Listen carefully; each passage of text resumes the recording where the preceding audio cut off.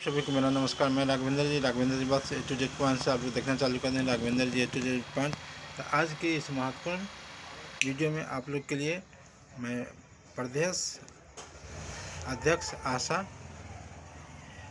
नेहा सिंह से मैं आप लोग को मुखातिब करा रहा हूं। तो आप लोग का जो समस्याएं हैं उन पर विशेष चर्चा की हैं आशा दीदी, फर्स्टेटर दीदी का। तो आप लोग खुद देखें कि क्या समस्या है, तो आप लोग सुनिए और उसे लाभ उठाएं। और पसंद पड़े वीडियो तो लाइक सब्सक्राइब शेयर करना ना भूलें। जी, मैं ले दे दूँ और बहुत बहुत आपका धन्यवाद।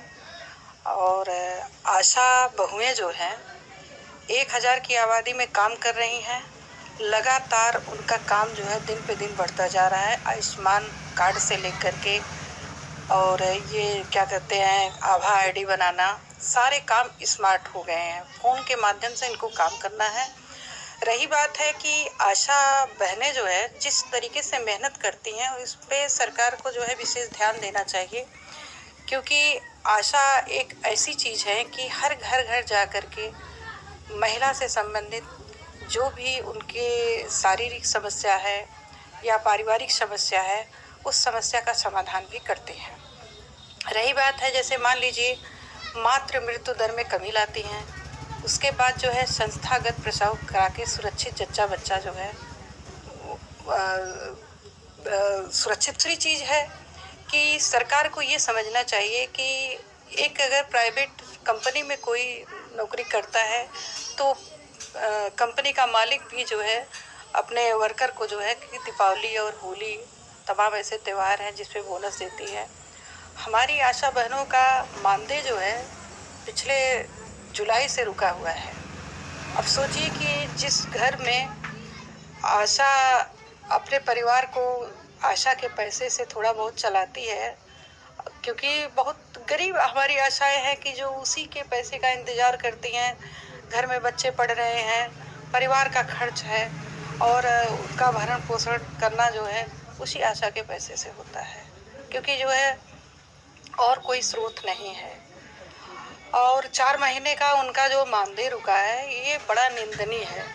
हम तो सरकार के सामने ये अपनी बात रखना चाहते हैं कि आशाओं के ऊपर और आशा संगिनी के ऊपर उनको विशेष ध्यान देना चाहिए, क्योंकि अगर आशा नहीं रहेंगी और संगिनी नहीं रहेंगी, अगर कार्य का ही बहिष्कार कर देंगे तो क्या सरकार की जितनी योजना स्वास्थ्य संबंधित चलाई जा रही है क्या सफल होगी? पहली चीज। दूसरी चीज है कि आशाओं को कम से कम उनको प्रतिदिन के हिसाब से जो भी मजदूरी बनती है एक मजदूर की, उस हिसाब से उनको एक नियमित मानदेय जो है फिक्स देना चाहिए। ना कुछ तो कम से कम 18,000, क्योंकि काम तो इतना बड़ा है। और काम के पीछे ऐसा नहीं है कि जो है कि ये कोई मांग जो है गलत है। मांग जो गलत नहीं है। एक वर्कर जो है दिन भर में काम करता है तो शाम तक जो है 450 से 500 मजदूरी लेके जाता है, लेकिन आशाओं के प्रति जो अनदेखा सरकार कर रही है ये सही नहीं है।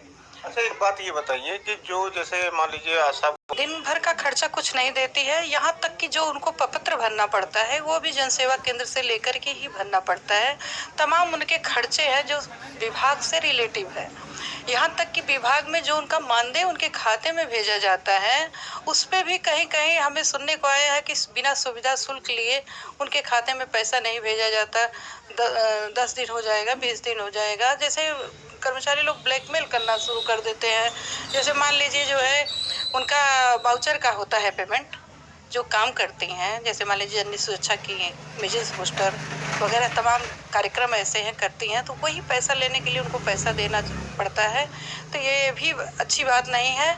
दूसरी चीज़, हम अपनी आशाओं को एक संदेश देना चाहते हैं कि 4 महीने का मानदेय रुका है। इस समय जो है हम लोग बहुत परेशान हैं। लगता है कि हमारी दीपावली भी नहीं मन पाएगी।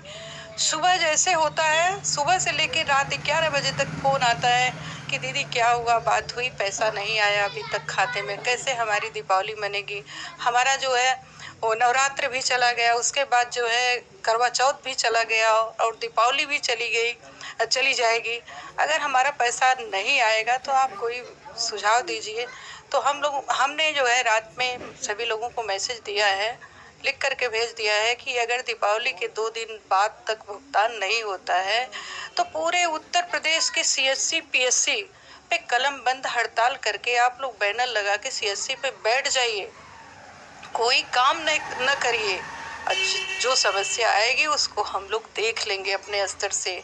और जो हमारे संगठन में कुछ ऐसे घुसपैठ बैठ गए हैं संगठन विरोधी लोग कि हमारी आशाओं को तोड़ रहे हैं।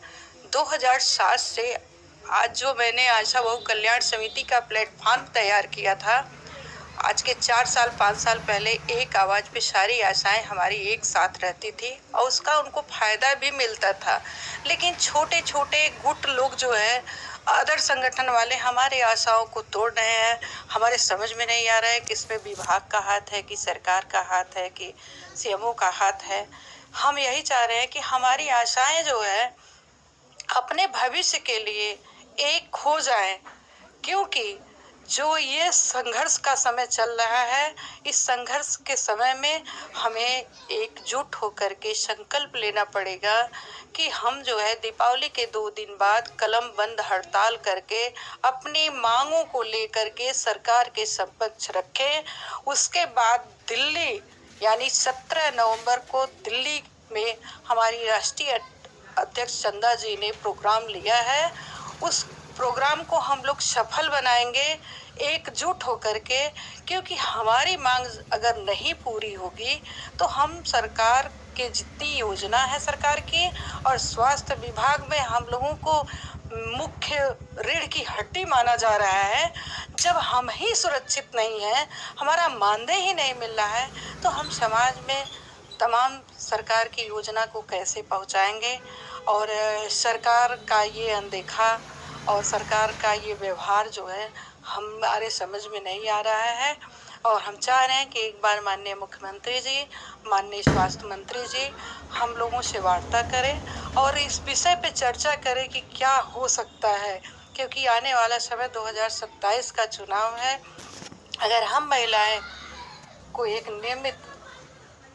नियमित कर दिए और राज्य कर्मचारी का दर्जा दे दे या चतुर्थ श्रेणी में ही रख दे तो इसका असर जो है पूरे उत्तर प्रदेश में नहीं। एक बात ये बताइए कि मैं पिछले साल जो है आपके साथ इको गार्ड जी जो भरोसा दिलाया गया था, कुछ मानदेय में परिवर्तन बोले थे कि 1 अप्रैल से आप लोगों के मानदेय में बढ़ोतरी होगी, लेकिन बढ़ोतरी तो अभी तक नहीं हुई है। और यही कुछ नाराजगी है। कुछ हमारी आशाओं के द्वारा संदेश मिला है कि हमारी प्रदेश अध्यक्ष जी से वार्ता हुई थी तो सरकार ने जो कहा था मानदेय के लिए वो भी रोक लिए। इसका मतलब है कि हम लोग जो है अपनी लड़ाई जो लड़ रहे हैं, सरकार हमारी नहीं सुन रही है और कोई भी परिवर्तन नहीं हुआ है, ना कोई मानदेय बढ़ा है। और इस समय की जो स्थिति चल रही है, स्वास्थ्य विभाग पे भी बहुत बड़ा असर पड़ सकता है, क्योंकि आने वाले दीपावली के 4 दिन बाद। और हम ये चाह रहे हैं कि सरकार हमारी बात को माने, हमें जो है किसी श्रेणी में रखे, क्योंकि अब हम लोगों से रहा नहीं जा रहा है, क्योंकि उम्र धीरे धीरे हम लोगों की होती जा रही है।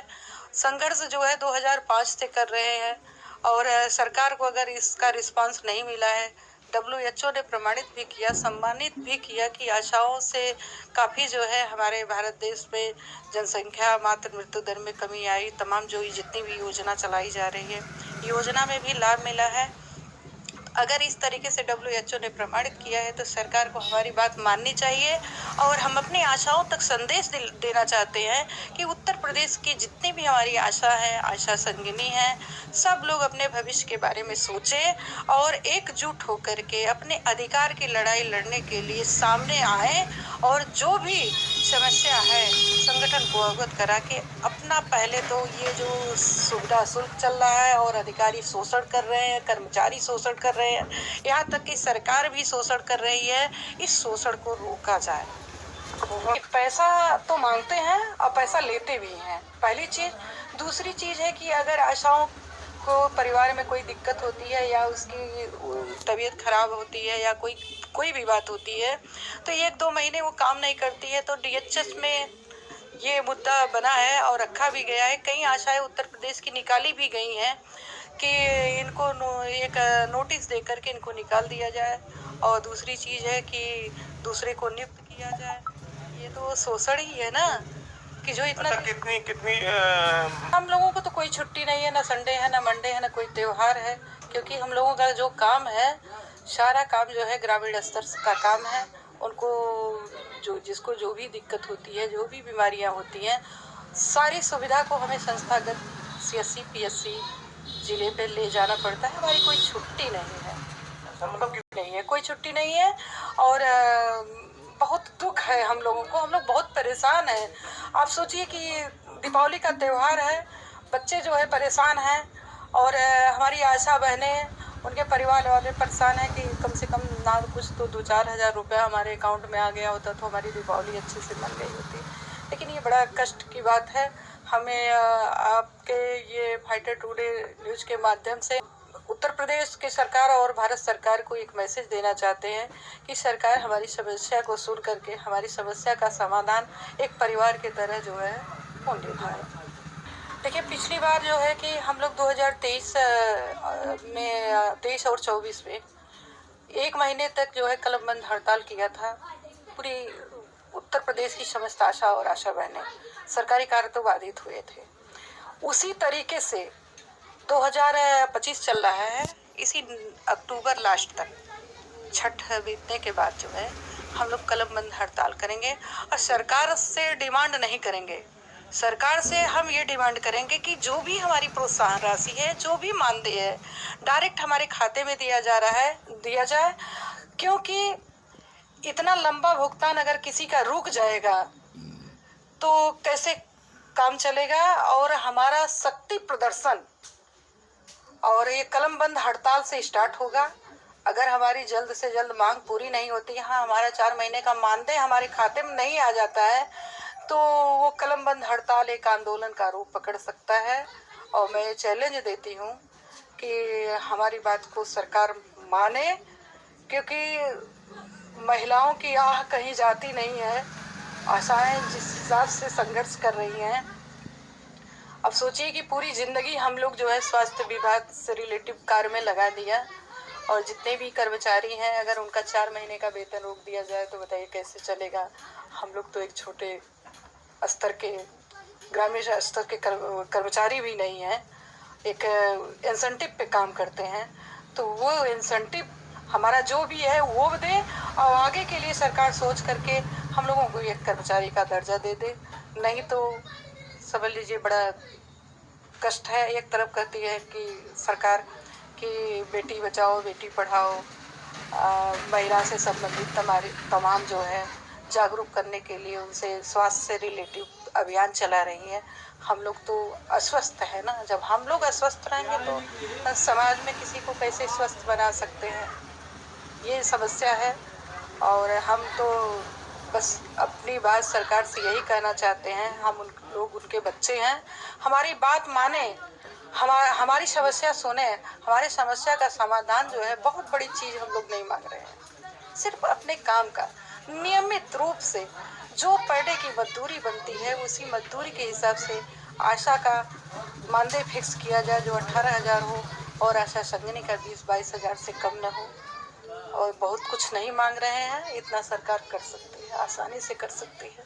जैसे मान लीजिए कि 4 महीने से हम आशाओं का और NHM के कर्मियों का सारा भुगतान जो रोका गया है, बहाना एक है कि पोर्टल चेंज हो रहा है। अगर सरकार पोर्टल चेंज कर रही है तो अतिरिक्त मद हैं, जैसे RKS मद है, तमाम ऐसे मद हैं, सरकार के पास तमाम योजनाएं चल रही हैं, किसी भी मद से हम लोगों का भुगतान कर देना चाहिए था। ये जो बहाना चल रहा है पोर्टल चेंज करने का, ये हमारे लिए तो हमारी आशाओं के लिए या NHM कर्मियों के लिए ये सही बात नहीं है। इस पर सरकार जो है गंभीरता से इस व्यवस्था को, वैकल्पिक व्यवस्था को जो है सुधार लाए, हम लोगों का भुगतान करवाए। दूसरी चीज़ ये है कि हमारे आशा और हमारे संगठन का नाम तो आशा बहु कल्याण समिति है। क्योंकि आशा के कल्याण के लिए ये समिति बनाई गई है। जो अदर संगठन के लोग जो है हमारे संगठन में घुस करके हमारे संगठन को तोड़ने का काम कर रहे हैं। ये जैसे क्या होता है, दूसरे देश के लोग जो है कि अपने भारत देश में आके आतंकवादी का काम करते हैं, वही हमारे अदर विभाग के संगठन के लोग जो है हमारे संगठन में घुस करके जो है संगठन विरोधी कार्य कर रहे हैं। हम अपनी आशाओं और आशा संगिनी को एक संदेश देना चाहते हैं कि आप अपने भविष्य का निर्णय स्वयं लीजिए और जो है सरकार से आप लोग अपनी मांग मनवाइए।